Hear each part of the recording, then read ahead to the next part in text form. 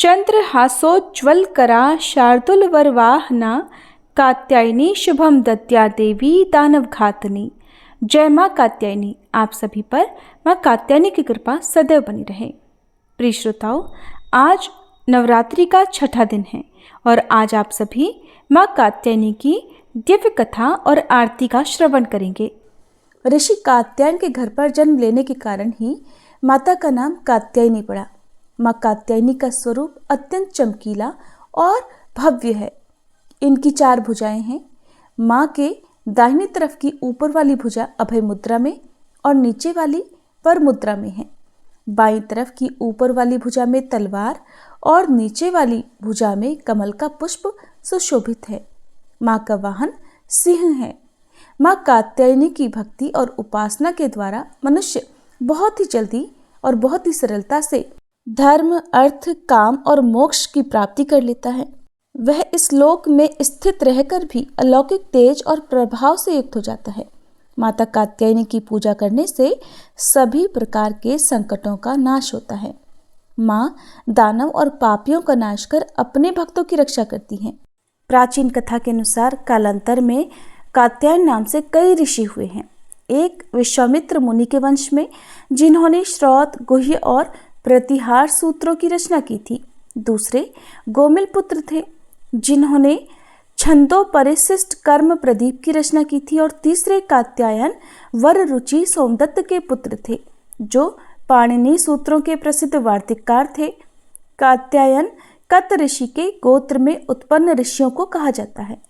सबसे पहले कत नामक महर्षि के पुत्र ऋषि कात्य हुए। इन्हीं कात्य के गोत्र में विश्व प्रसिद्ध महर्षि कात्यायन उत्पन्न हुए, जिन्होंने भगवती जगदम्बा की कई वर्षों तक बड़ी कठिन तपस्या की थी। फिर एक दिन प्रसन्न होकर देवी जगदम्बा ने कात्यायन ऋषि को दर्शन दिए और तब कात्यायन ऋषि ने उनसे अपनी पुत्री के रूप में अपने घर पर जन्म लेने की प्रार्थना की। तब देवी ने कात्यायन ऋषि को यह वरदान दिया कि वह पुत्री के रूप में उनके घर पर जन्म लेंगी। और इस प्रकार अपने वचन का पालन करते हुए देवी जगदम्बा ने कात्यायन ऋषि के यहाँ जन्म लिया और फिर महिषासुर दैत्य का वध किया। एक और कथा के अनुसार भगवान श्री कृष्ण को पति रूप में प्राप्त करने के लिए ब्रज की गोपियों ने इन्हीं देवी की पूजा कालिंदी यमुना के तट पर की थी।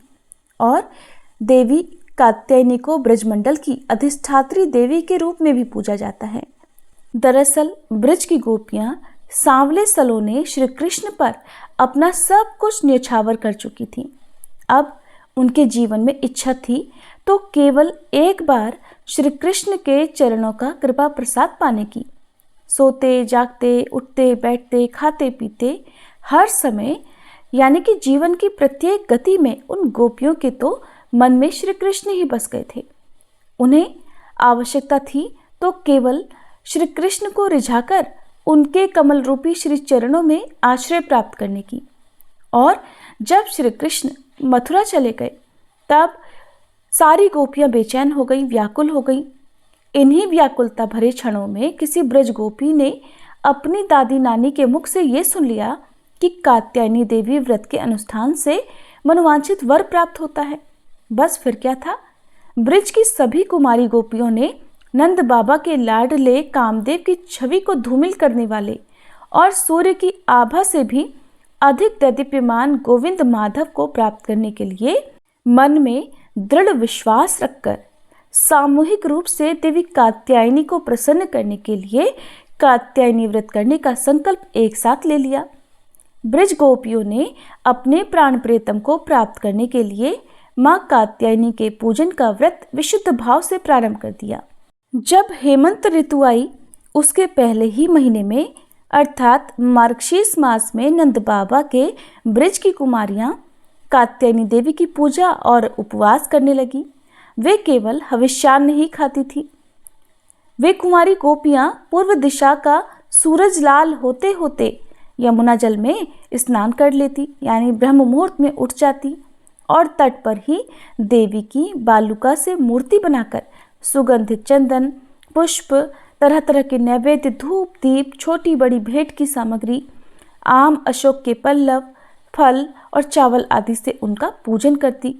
साथ ही कात्यायनी महामाये महायोगिन्याधीश्वरी नंद गोपसुतं देवी पति में कुरुते नमः इति मंत्रम जपन्यस्ताम पूजाम चक्र कुमारी कहा।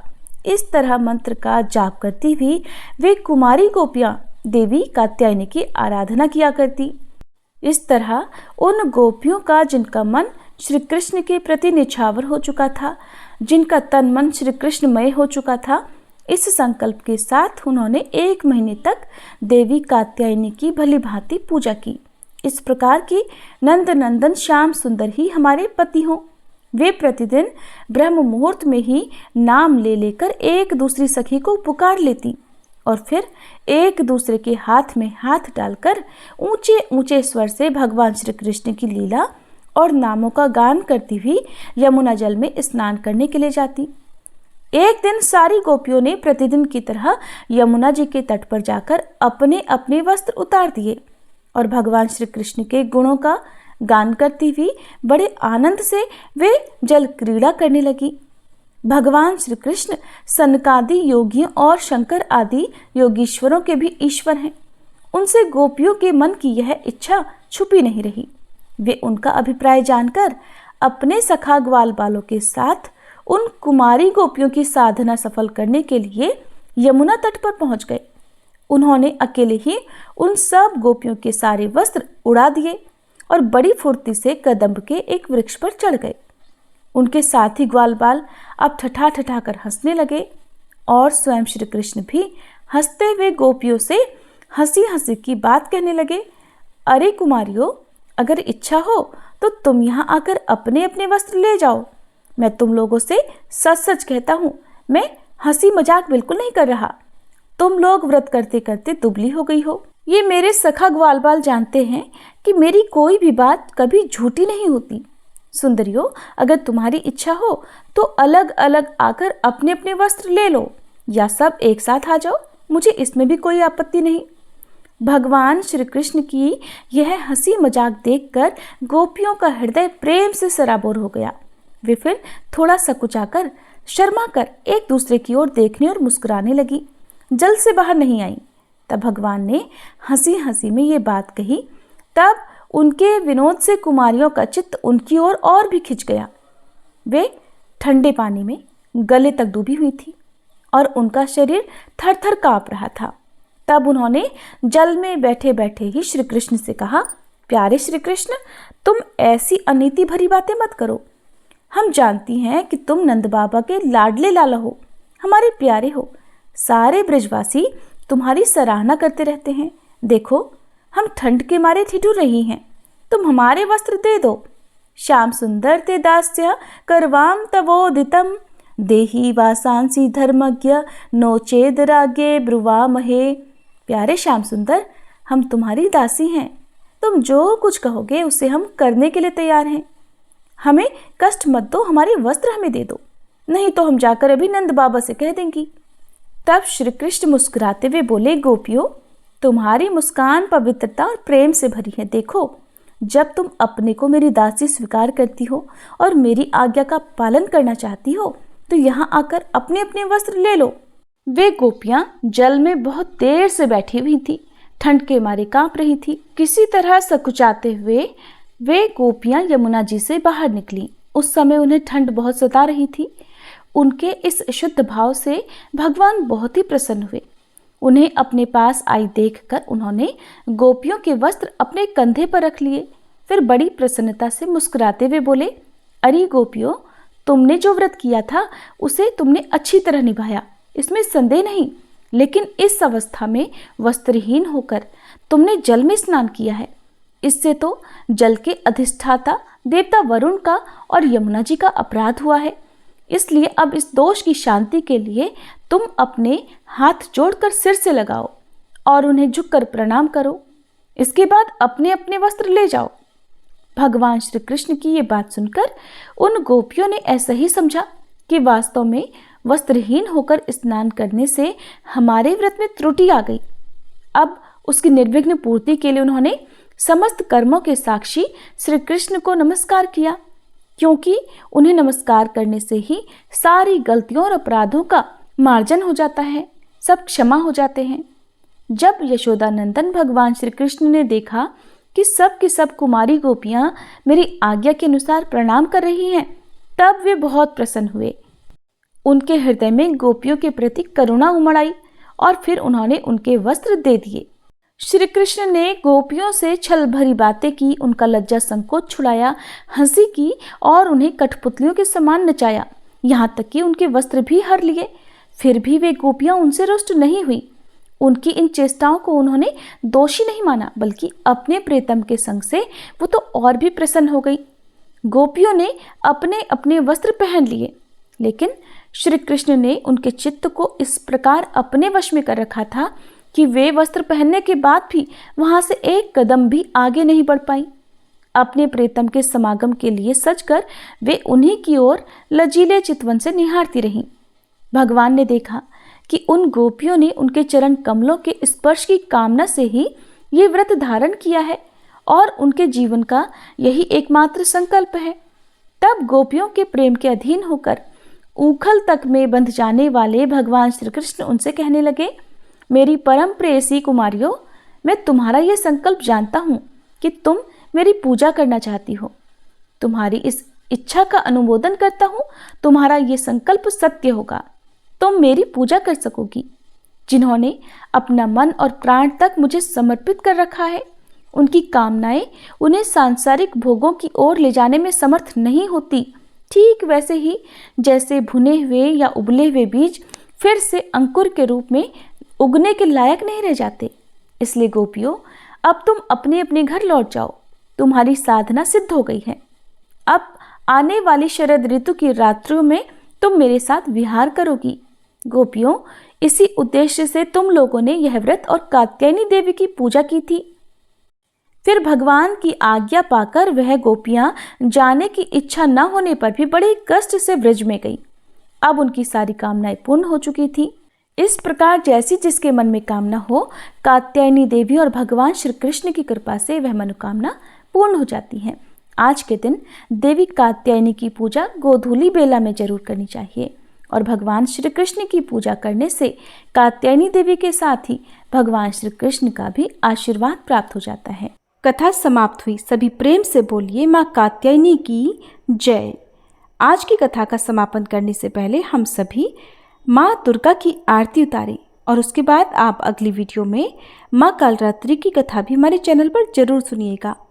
जय अम्बे गौरी मैया, जय श्यामा गौरी, तुमको निश दिन ध्यावत, मैया जी को सब दिन मनावत, हरि ब्रह्मा शिवरी। जय अम्बे गौरी, मांग सिंदूर विराजत, टीको मृग मद को, मैया टीको मृग मद को, उज्ज्वल से दो नैना, निर्मल से दो नैना, चंद्र वदननी को। जय अम्बे गौरी, कनक समान कलेवर, रक्तांबर राजे, मैया रक्तांबर राजे, रक्त पुष्प गलमाला, लाल पुष्प गलमाला, कंठन पर साजे।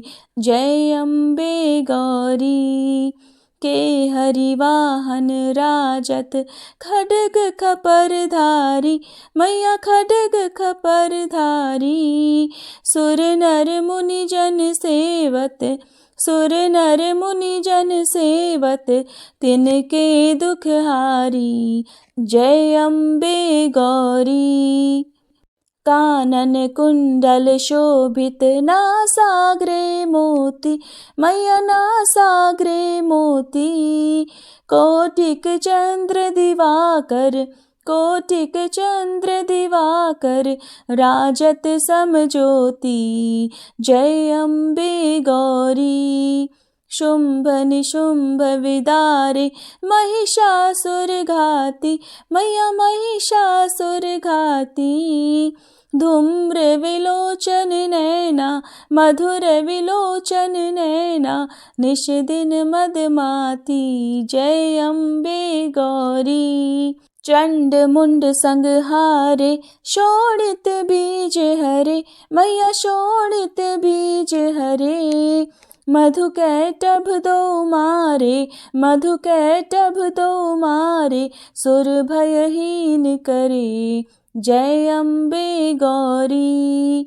ब्रह्माणी रुद्राणी तुम कमला रानी मैया तुम कमला रानी। आगम निगम बखानी तुम शिव पट रानी जय अम्बे गौरी। 64 योगिनी मंगल गावत नृत्य करत भैरू मैया नृत्य करत भैरो। बाजत ताल मृदंगा बाजत ढोल मृदंगा अरु बाजत डमरू जय अम्बे गौरी। तुम ही जग की माता तुम ही हो भरता मैया तुम ही हो भरता। भक्तन की दुख हरता भक्तन की दुख हरता सुख संपत्ति करता जय अम्बे गौरी।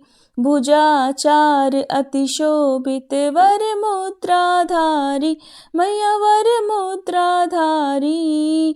मन वांछित फल पावत मन इच्छा फल पावत सेवत नर नारी जय अम्बे गौरी।